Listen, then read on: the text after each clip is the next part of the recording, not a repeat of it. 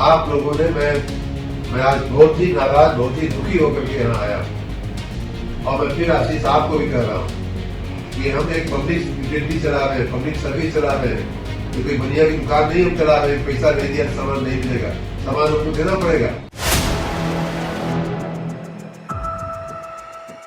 नमस्कार, मैं सुष्मिता मिश्रा, आप देख रहे हैं 4 PM न्यूज नेटवर्क।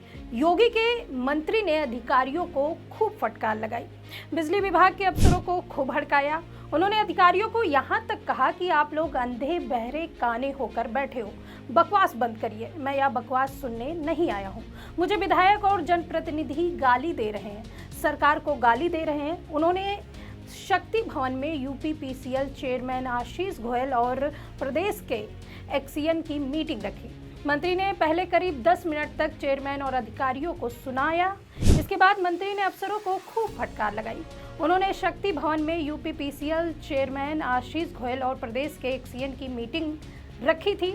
उसके बाद उन्होंने अधिकारियों को इस कदर सुनाया जिसका वीडियो सोशल मीडिया पर जमकर वायरल हो रहा है। सब ठीक है, कागज पे आप लोग जनता से एकदम जुड़े हुए नहीं हैं। फील्ड में क्या होगा आपको एकदम जानकारी नहीं है। इसी ऑफिस में बैठ करके रिपोर्ट तैयार कर देना बहुत आसान होता है। ये रिपोर्ट सुनने का कोई मतलब नहीं है आप लोगों की।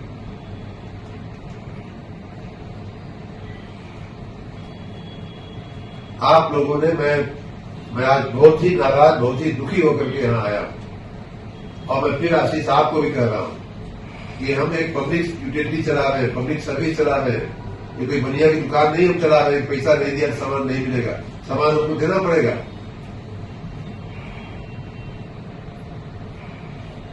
क्या व्यवस्था आप लोग चला रहे हो?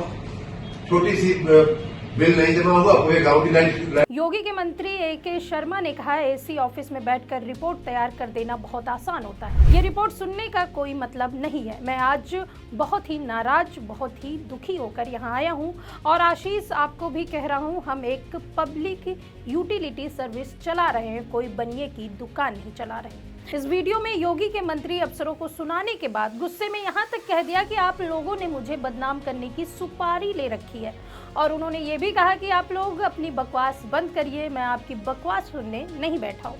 नीचे जमीनी हकीकत एकदम अलग है, जनता को फेस करिए तब मालूम पड़ेगा। मैं कई जिलों का दौरा करके कल लौटा हूँ।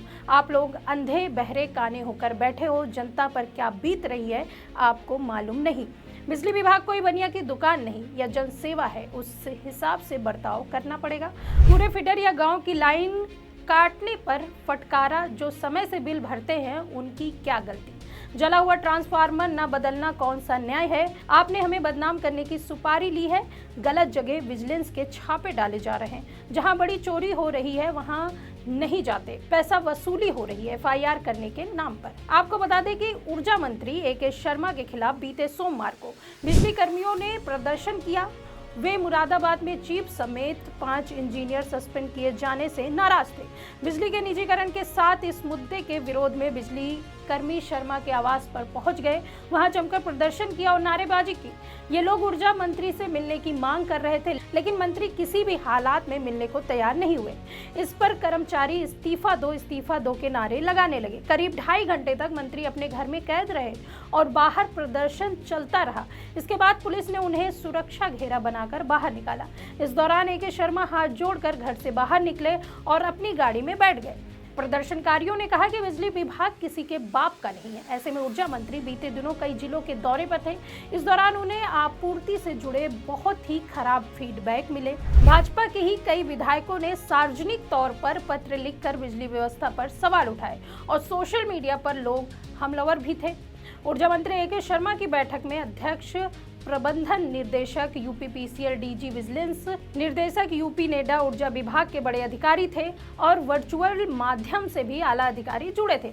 मंत्री उनकी लापरवाही पर सबका क्लास लगाते रहे और सर झुकाकर सभी मंत्री की डांट सुनते रहे। फिलहाल AK शर्मा की नाराजगी जायज है, क्योंकि कहीं भी जा रहे हैं बिजली विभाग की जो नाकामी है वो सामने आ रही है।